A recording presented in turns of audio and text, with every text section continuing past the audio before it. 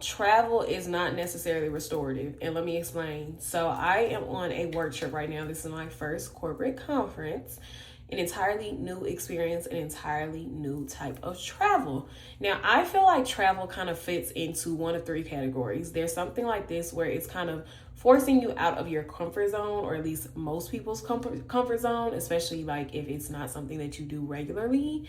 And then there are also vacation and trips. So for example, girls trips, to me, that's a trip.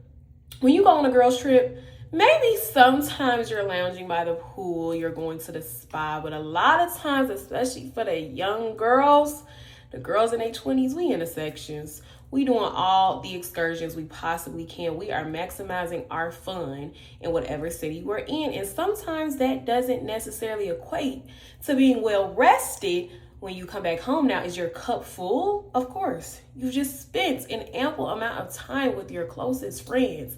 You are restored in a new way. You have been energized in a new way. And then there's the example of a vacation. Vacation, you are at the spa, like I said, by the beach with a good book, eating good food, having good drinks. Maybe you are sleeping much longer than you typically do. I went to the DR with my mom a couple of years ago. We had absolutely nothing on the itinerary. We ended up going and doing one excursion, and even that was pretty low key.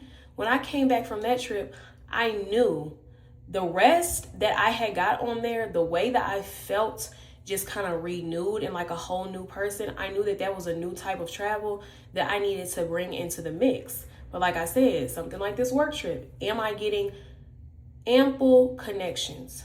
So much wisdom is being shared, yes. But as much as it is an enriching experience, like I said, all travel is not the same. All travel is not restorative.